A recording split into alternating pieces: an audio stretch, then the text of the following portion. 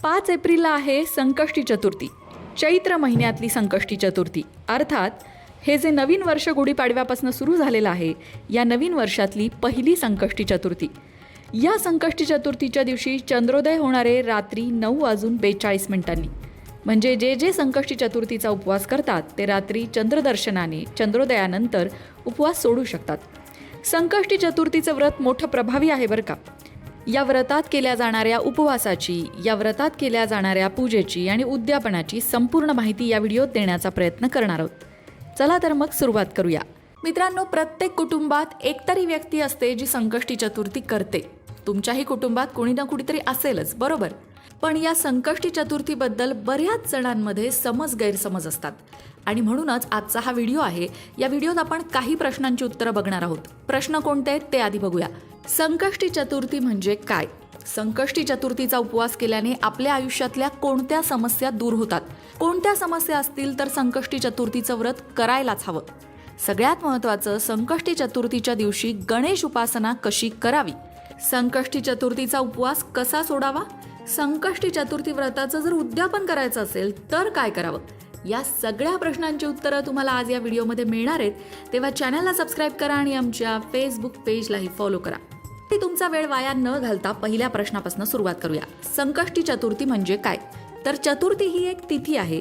प्रत्येक महिन्याला 15 दिवसांचा शुक्ल पक्ष असतो आणि 15 दिवसांचा कृष्ण पक्ष असतो. अशी हिंदू कॅलेंडरप्रमाणे महिन्याची 2 भागात विभागणी आहे. दर महिन्याला कृष्ण पक्षात येणाऱ्या चतुर्थीला संकष्टी चतुर्थी असं म्हटलं जातं. चतुर्थी ही कृष्ण पक्षातही येते, शुक्ल पक्षातही येते. पण शुक्ल पक्षात जी चतुर्थी येते तिला विनायकी चतुर्थी असं म्हणतात. पण संकष्टी चतुर्थी असते ती कृष्ण पक्षामध्ये येते. संकष्टी चतुर्थीचा उपवास केला जातो. संकष्टी चतुर्थीला गणपती बाप्पाची पूजा आणि आरती केली जाते. संकष्टी चतुर्थीचं हे व्रत का महत्त्वाचं आहे? हा महत्त्वाचा दुसरा प्रश्न.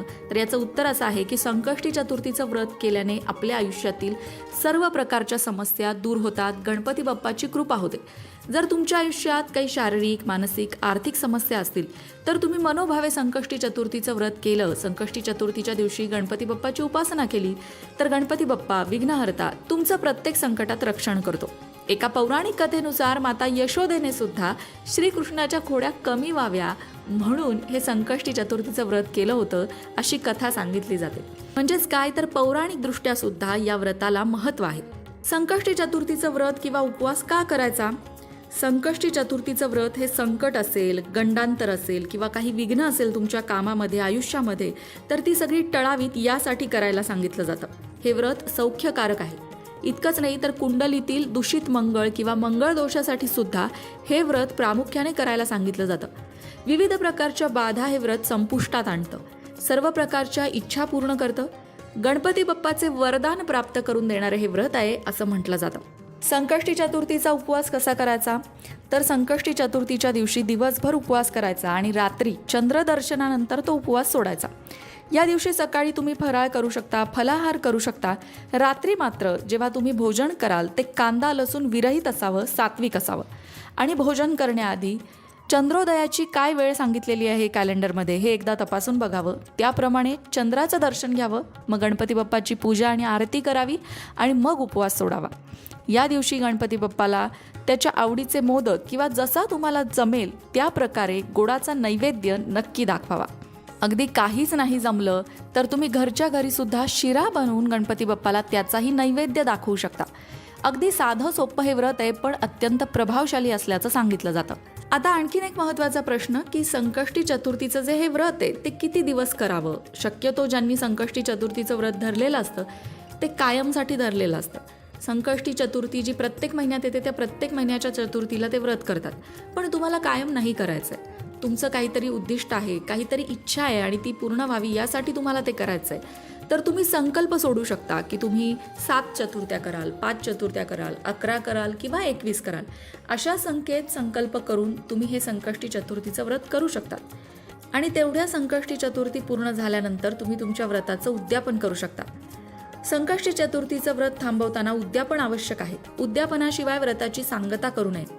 खास करून तुम्ही विशिष्ट संख्येत उपवास करण्याचं कबूल केलं असेल, तसा संकल्प सोडला असेल तर उद्यापन करणं आवश्यक आहे.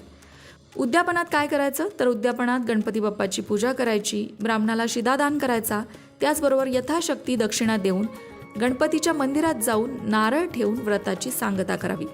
आता संकष्टी चतुर्थीच्या दिवशी काय उपासना करावी किंवा कोणत्या गोष्टी आहेत ज्या अजिबात करू नये. तुम्ही असं पाहिलं असेल की तुम्ही खूप व्रत करता, उपवास करता, खूप प्रकारचे संकल्प घेता, पण तुम्हाला काहीही अनुभव येत नाही. असं जर असेल तर तुम्ही व्रत करायला चुकताय हे लक्षात घ्या. कारण कुठलंही व्रत करताना काही नियम असतात, ते नियम काटेकोरपणे पाळले जावेत. आता संकष्टी चतुर्थीच्या दिवशी सुद्धा जर तुम्ही कुठल्या इच्छेने संकष्टी चतुर्थीचं व्रत करताय किंवा गणपती बाप्पाच्या भक्तिपोटी करताय, तर संकष्टी चतुर्थीच्या दिवशी कमीत कमी खोटं बोलू नये. त्याचबरोबर तुम्ही उपवास जरी करत नसाल तरी मांस आणि मदिरा यांचं सेवन चुकूनही संकष्टी चतुर्थीच्या दिवशी करू नये. कुणाला आपल्यामुळे त्रास होईल असं वर्तन करू नये. अपशब्दांचा वापर, शिव्याशाप या गोष्टी संकष्टी चतुर्थीच्या दिवशी आपल्या तोंडातून बाहेर आल्या नाही पाहिजे. संपूर्ण दिवस सात्विक विचारांमध्ये गणपती बाप्पाच्या स्मरणामध्ये घालवावा. खरं तर या गोष्टी आपण कायम पाळायला हव्यात, पण कायम शक्य नसतं. तरीसुद्धा आपण कमीत कमी ज्या दिवशी संकष्टी चतुर्थीचं व्रत आहे त्या दिवशी तुम्ही हे करूच शकता. व्रताच्या दिवशी कमी बोलावं म्हणजे अपशब्द तोंडातून जातच नाहीत. राग आला तर गणपती बाप्पाचं नाव आपल्या मनातली मनात घ्यावं, म्हणजे तुमच्या हातून कुठलेही चुकीचं कृत्य या दिवशी घडणार नाही. आता उपासना गणपती बाप्पाची मग काय करायची तर तुम्ही 11 वेळा किंवा 21 वेळा गणपती अथर्वशीर्षाचं पठण या दिवशी करू शकता. नाही 11 वेळा जमते, नाही 21 वेळा जमते, अगदी 5 वेळा केलं तरी चालेल. त्याचबरोबर गणपती बाप्पाचे काही मंत्र आहेत, त्यापैकी कुठल्याही एका मंत्राचा जप करणं तुम्हाला शक्य झालं तर तुम्ही तो सुद्धा करू शकता. अगदी 108 वेळा पूर्ण एक माळ करायला नाही जमली तर 21 वेळा करा. कुठले मंत्र आहेत गणपती बाप्पाचे? ओम गण गणपतये नमः, ओम विघ्नहर्ताय नमः, ओम श्री मयुरेश्वराय नमः. या 3 मंत्रांपैकी कुठलाही एक मंत्र निवडून तुम्ही 21 वेळा किंवा 51 वेळा किंवा 108 वेळा त्या मंत्राचं पठण आपल्या घरात बसून करू शकता. तुम्हाला शक्य असेल तर संकष्टी चतुर्थीच्या दिवशी मंदिरात जाऊन गणपती बाप्पाचं दर्शन अवश्य घ्या. पण जर नाही जमलं तरी काही हरकत नाही. शक्य असेल करणं तर मात्र अवश्य करावं. नाहीतर तुम्ही घरी बसून सुद्धा उपासना करू शकता. संकष्टी चतुर्थीच्या दिवशी गणपती बाप्पाची पूजा करताना गणपती बाप्पाला हळदी कुंकू, शेंदूर वाहावा, दुर्वा, जास्वंदीचं लाल फूल वाहावं, शमीची पानं वाहावीत. नाही शमीची पानं मिळाली तरी नुसत्या दुर्वा आणि जास्वंदाचं फूल वाहिलं तरी सुद्धा चालतं. तुपाचा दिवा लावावा. धूपदीप नैवेद्य दाखवून गणपती बाप्पाची पूजा करावी. नैवेद्याला मगाशी म्हटलं तसं खिरापत, मोदक किंवा गोडाचा शिरा असा कुठल्याही प्रकारचा गोड पदार्थ तुम्ही घेऊ शकता आणि गणपती बाप्पाची मनोभावे पूजा करू शकता. सगळ्यात शेवटी गणपती बाप्पाची आरती करावी आणि तुमच्या मनातली इच्छा गणपती बाप्पाला सांगावी. गणपती बाप्पाच्या कृपेने सर्व इच्छांची पूर्ती नक्कीच होते. मग मंडळी, तुम्ही सुद्धा संकष्टीचं व्रत करत असाल, करत नसाल तरी सुद्धा कमेंट बॉक्समध्ये गणपती बाप्पा मोरया लिहायला विसरू नका. मंडळी, वास्तुशास्त्र, ज्योतिषशास्त्र, अंकशास्त्र यासारख्या विषयांवर तुमच्या मनात काही शंका असतील तर त्या कमेंट बॉक्समध्ये नक्की विचारा. तुमच्या प्रश्नांची उत्तरं घेऊन येण्याचा प्रयत्न आम्ही नक्कीच करू. त्याचबरोबर आणखीन कोणत्या विषयांवरचे व्हिडिओ तुम्हाला ऐकायला आवडतील ते सुद्धा कमेंट करून सांगा, म्हणजे तुम्हाला हव्या असणाऱ्या विषयांवर सुद्धा व्हिडिओ घेऊन आम्ही येऊ. ज्योतिषशास्त्र, अंकशास्त्र, वास्तुशास्त्र यांसारख्या विषयांवरचं योग्य मार्गदर्शन तुमच्यापर्यंत पोहोचवण्याचा आमचा हा प्रयत्न आहे. तेव्हा तुमच्या शंका कमेंट बॉक्समध्ये नक्की विचारा. अशाच प्रकारच्या माहितीपूर्ण व्हिडिओंसाठी लोकमत भक्ती चॅनलला सबस्क्राईब करा आणि बेल आयकॉनवर सुद्धा क्लिक करा, म्हणजे आमच्या नवनवीन व्हिडिओचं नोटिफिकेशन तुम्हाला मिळत राहील. तसंच योग्य आध्यात्मिक मार्गदर्शनासाठी लोकमत भक्तीच्या फेसबुक पेजला फॉलो करायला विसरू नका.